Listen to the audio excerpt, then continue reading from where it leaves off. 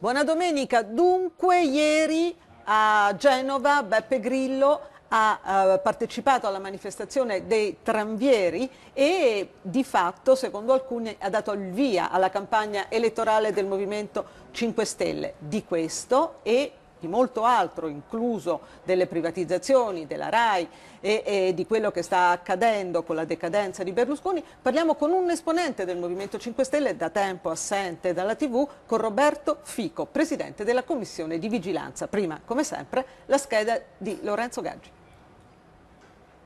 Nato a Napoli 39 anni fa, Roberto Fico è neodeputato del Movimento 5 Stelle. Già nel 2005, proprio nella sua città, ha fondato uno dei primi meet-up amici di Beppe Grillo. Lo scorso 6 giugno è stato eletto presidente della Commissione di Vigilanza RAI. Di recente sul caso Cancellieri ha dichiarato: Renzi, Cooperlo e Civati si adeguano con rammarico alla richiesta di Letta di salvare il ministro. Come volevasi dimostrare, le loro chiacchiere si sono risolte nel nulla. Solo rumore, niente di concreto. Buona domenica, Roberto Fico. Allora, Genova come laboratorio del grillismo. Beppe Grillo ieri ha detto che le privatizzazioni non si devono fare, però io le chiedo da che parte allora pensate di lavorare per ripianare i soldi che mancano.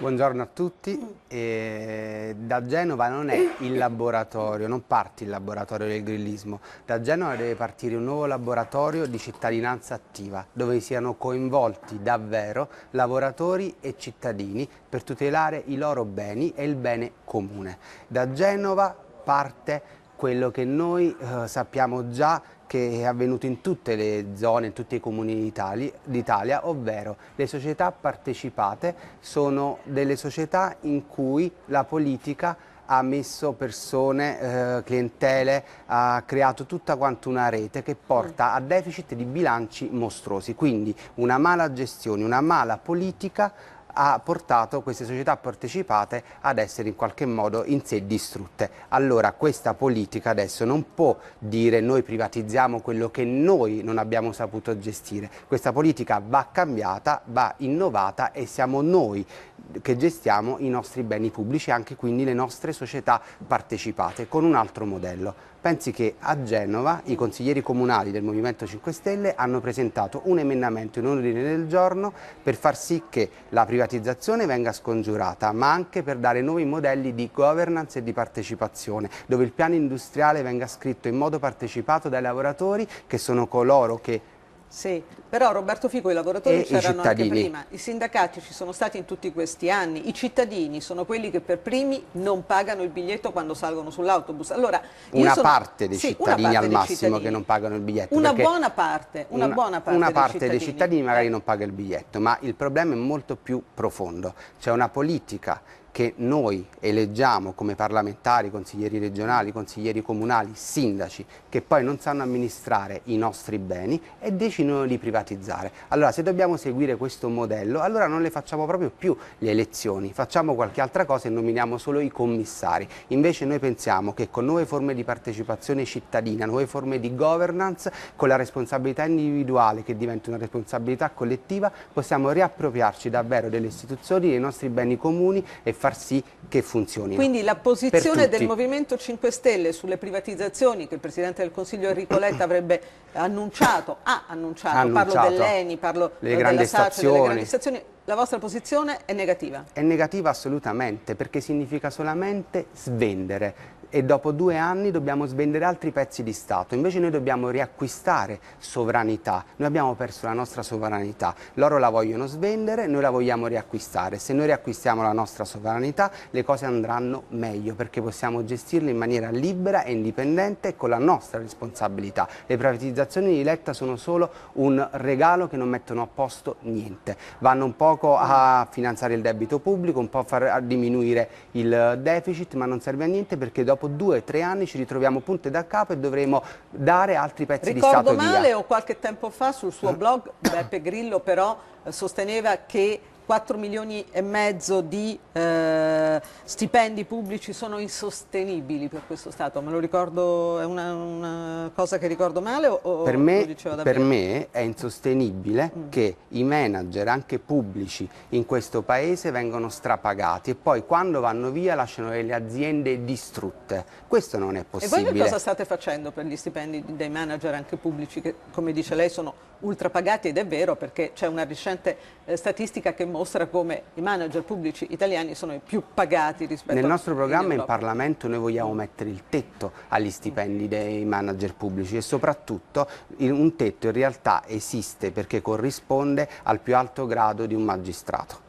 Però spesso si va in deroga con le nuove leggi e quindi dovrebbe essere in realtà 300.000 euro, ma poi invece sale a 600, a 700, a 800.000 euro. Oltretutto una notizia molto importante è che in Svizzera oggi, in un paese che sappiamo molto all'avanguardia, Sì. si farà un referendum dove si chiede di stabilire un vero tetto agli stipendi dei manager, che il rapporto con l'operaio o l'impiegato che guadagna meno è di 1 a 12. Oggi abbiamo dei rapporti che vanno da 1 a 200, da 1 a 300 e se in Svizzera fanno questo tipo di ragionamento dove i cittadini stanno molto meglio che in Italia, perché non possiamo farlo in Italia?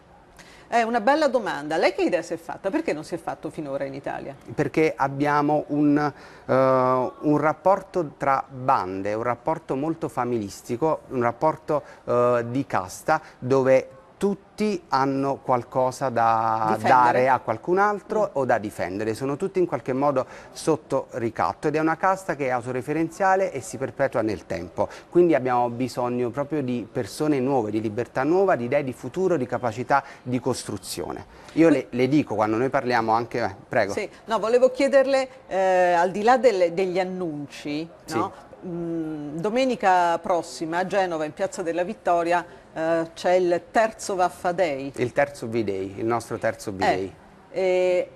Che cosa c'è di concreto? Che cosa andrete a dire di concreto? Non soltanto ai genovesi che si trovano in condizioni in una città molto difficile, con un'economia che ha visto sparire una dopo l'altra le più grandi aziende che c'erano. Che cosa direte da lì all'intero paese? Da lì il nostro terzo V-Day si chiama Oltre, che significa cercare di andare oltre, oltre alla visione che abbiamo delle cose, oltre alla visione di questo status quo che sembra immutabile, oltre a una visione europea che non c'è stata mai chiesta né sull'euro, né sui patti di stabilità, né sul Trattato di Lisbona. Pensi che in Irlanda hanno dovuto fare 2 referendum per approvare il Trattato di Lisbona, da noi nessuno, ed è un trattato che in questo momento agisce e nessuno ne sa niente. Cioè i cittadini italiani sono trattati come sudditi, non come persone che possono voi decidere. chiedete che ci sia un referendum Noi sull'euro? chiediamo assolutamente sì, ma noi chiediamo a Genova, a tutti i cittadini di incontrarsi, di partecipare e di alzare la testa, di smettere di essere sudditi ma riappropriarsi delle scelte dell'interesse collettivo. Questo noi chiediamo, di andare oltre. Un nostro motto è veramente è in alti cuori, perché ce la possiamo fare. Per la campagna elettorale per le europee, che di fatto è iniziata ieri con Beppe Grillo nelle strade di Genova, farete le europarlamentarie? Di fatto la campagna elettorale per le europee non è iniziata ieri, perché noi con quei lavoratori ci siamo sempre stati, come ci siamo sempre stati con le lotte contro la privatizzazione dell'acqua, così come noi eravamo quei cittadini che facevano le barricate in Campania, e c'era anche Beppe Grillo e tutti gli altri per far sì che finisse e terminasse quella gestione scellerata e criminale della politica rispetto ai rifiuti. E alla fine quei cittadini, che siamo noi anche, abbiamo avuto totalmente ragione. Basta leggere la relazione della Commissione sul ciclo integrato dei rifiuti parlamentare, ci ha dato ragione su tutto. Quindi quando dicevano tutta la politica che noi eravamo dei folli a stare fuori le discariche, a bloccare i camion, a fare tutta una serie di operazioni per far venire quelle informazioni fuori, soprattutto rispetto alla tutela della salute dei cittadini, tutti ci davano per pazzi, e poi una commissione parlamentare ci ha dato ragione nelle relazioni. Basta prendere gli atti alla Camera dei Deputati, e quindi noi siamo quei lavoratori, noi siamo quei cittadini, e noi siamo quelle persone che in un nuovo progetto, in una nuova capacità di costruzione del futuro ci riprenderemo il paese, a partire dalle europee e poi dal governo di questo paese.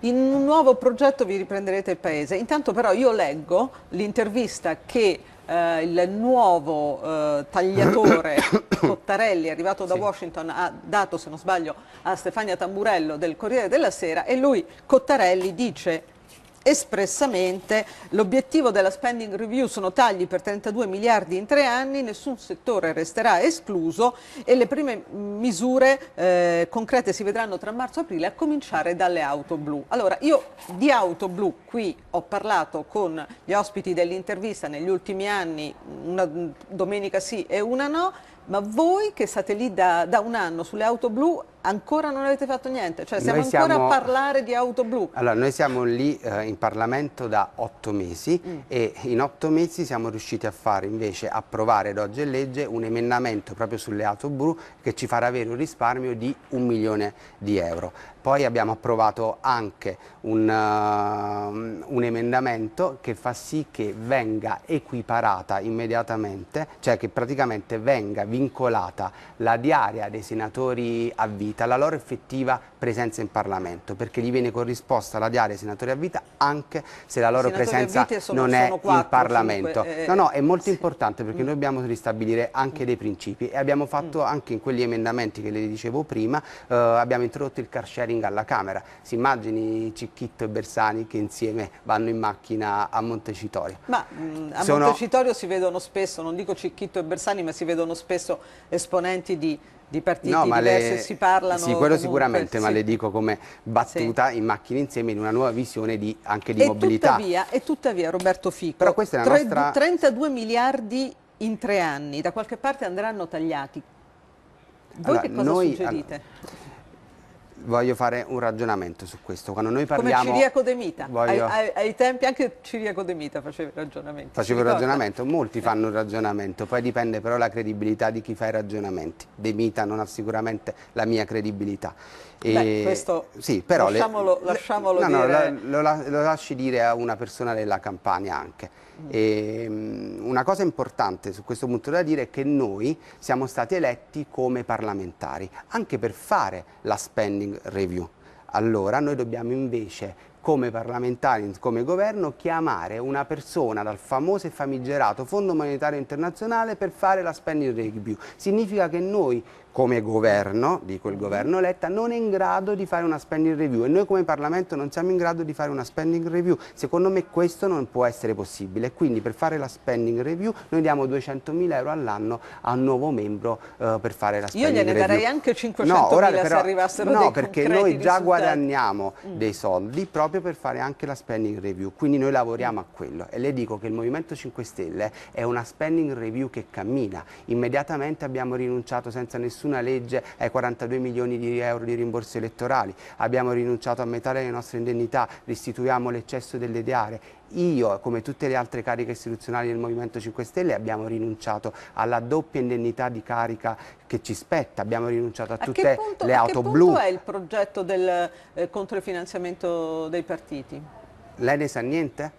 No, il nostro, no, glielo sto chiedendo. No, perché lei ne sa niente. Dopo il tweet di Letta, il buio totale. Abbiamo abolito il finanziamento, i rimborsi elettorali. Invece non è vero. Questo fa parte della propaganda senza i contenuti. Noi come invece agiamo e facciamo i contenuti, poi li divulghiamo. Però come vede ci siamo sempre anche noi giornalisti a ricordarlo a lei e a tutti quelli che stanno in Parlamento che vorremmo vedere è il lavoro un passo dopo passo, però il finanziamento pubblico è il giusto lavoro dei giornalisti. Ci vanno date delle risposte. Ci vanno date delle risposte e noi, senza nessuna legge, senza aspettare nessuno, vi abbiamo già rinunciato, perché spesso non c'è bisogno di aspettare una legge per fare le cose, basta non avvalersi di quella legge se uno ci crede. I partiti vogliono abolire le province, dicono, anche noi, però c'è una differenza, che noi non ci presentiamo mai alle provinciali, non ci siamo mai presentati, loro continuano a presentarsi alle provinciali, quindi non c'è bisogno di una legge per fare a volte le cose. Basta sottrarsi, basta sottrarsi, e noi l'abbiamo fatto. Senta, questa è onestà intellettuale. Mi tolga una curiosità, che cosa ha trovato in RAI? Lei è il presidente della commissione di vigilanza della RAI, che cosa ha trovato che non si sarebbe mai aspettato di trovare? Allora, le dico la verità su questo, non c'è qualcosa che non mi aspettavo di trovare, ho trovato un mondo veramente complicato e anche direi una rappresentanza in quell'azienda di quella che è l'Italia oggi. e quindi è un'azienda che in anni è stata, e lo sappiamo, lottizzata dai partiti, dove i partiti hanno agito, hanno usato... Non mi dica cose che sappiamo già, queste le sappiamo tutte. Allora, mi dica una cosa che io non so. Le dico una cosa che per me è realmente scandalosa, che la RAI vuole dare 750.000 euro a Comunione e Liberazione per seguire i propri meeting. I meeting di Comunione e Liberazione per 3 anni. Allora, io non servizio pubblico, succedono tante cose ai meeting di Comunione e Liberazione. Sì, perfetto, quindi Comunione e Liberazione dovrebbe, secondo me, chiamare la RAI e dire: sei interessato a partecipare al mio meeting? È quasi Comunione e Liberazione che dovrebbe usufruire della RAI, visto che la RAI è la principale azienda culturale del paese, la principale azienda informativa del paese. Non deve essere il contrario, quindi questo è scandaloso, è scandaloso che abbiamo dubbi di finanziamento in qualche modo occulto da parte della RAI a Comunione e Liberazione. Se noi vogliamo seguire l'evento del meeting di Rimini di Comunione e Liberazione nei prossimi 3 anni, andiamo con le nostre troupe in modo gratuito. Punto. Non c'è altra strada, secondo me, se no diventano contratti commerciali di cui non si capisce la natura. Le dico un'altra cosa. Abbiamo anche tra poco, perché la vigilanza si occupa anche di linee editoriali, a dicembre una trasmissione come Mission, quindi noi continuiamo a credere che un certo modello di trasmissioni, e il Leone di Rai 1 dice che sono social TV, continuiamo a trattare problemi anche economici come rifugiati e profughi in Sud Sudan, trattandoli come televisione del dolore, puntualmente. Invece quello, secondo me, non è un servizio pubblico, ma noi dovremmo innalzare il nostro livello di qualità anche nel modo di trattare notizie e fatti, accadimenti così importanti. E per la prima volta in vigilanza è arrivata una petizione firmata da 100.000 cittadini, 100.000, non pochi, 100.000, per non fare andare in onda The Mission, perché adesso la vigilanza recepisce anche le petizioni popolari. Sì. Senta, volevo chiederle anche che cosa pensa, a proposito di RAI, quando si parla di privatizzazione della RAI. Ha, se non sbaglio, perdite per 244 milioni, no? Sì, 250 milioni di euro a bilancio 2000 e a chiusura di bilancio al 31 dicembre 2012. Quando parliamo di privatizzazione di RAI non possiamo mai in questo Paese dimenticarci di parlare di conflitto di interessi e di legge antitrust. È troppo facile in questo Paese dire privatizziamo la RAI, però se poi non si è in grado come Parlamento di fare una vera legge sul conflitto di interessi, una vera legge antitrust che tuteli tutti i cittadini anche rispetto alle aziende culturali e di informazione del Paese, che devono invece essere il motore di cultura e democrazia e quindi un presidio vero. Quindi se la RAI oltretutto prende un canone di 1.750.000 euro, deve garantire i cittadini che sono gli azionisti. Il canone? Sì, sempre? Sempre. Noi dobbiamo Quindi sempre, lo paga anche adesso? Lo pago anche adesso, è di 113 euro più o meno il costo del canone, e la cosa importante è che questo canone deve tutelare i cittadini, la TV libera di Stato e non gruppi di potere o di lobby. Questa è la grande sfida del futuro, e quindi per fare questo dobbiamo anche cambiare il modello di governance dell'elezione del Consiglio di amministrazione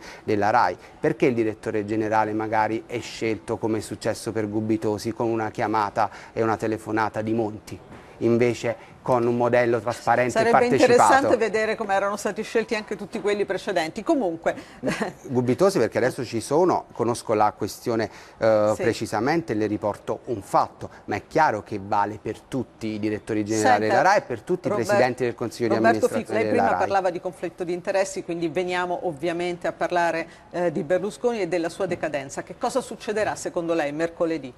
Mercoledì noi voteremo per la decadenza di Silvio Berlusconi, è una battaglia di legalità, lo diciamo da quando è iniziata questa storia, continueremo avanti senza fare sconti a nessuno, perché facciamo nient'altro che rispettare una legge, oltretutto una legge votata dalle stesse persone che oggi non la vogliono votare. Secondo lei c'è la possibilità di un rinvio, di una mossa a sorpresa, qualcosa che cambi le carte in tavola secondo quello che ha detto Berlusconi nell'intervista al mattino? In linea di massima credo di no, credo che il 27 novembre Berlusconi decada da senatore. L'unica cosa che potrebbe succedere, come ha scritto Grasso nella sua conferenza poi di capigruppo, che alla fine la legge di stabilità sarà votata alla decadenza. Quindi se il 27 o il 26 il Senato riesce a licenziare e passa alla Camera la legge di stabilità, a quel punto voteranno la decadenza. Però non ci sarà nessuno slittamento secondo me e Berlusconi decadrà,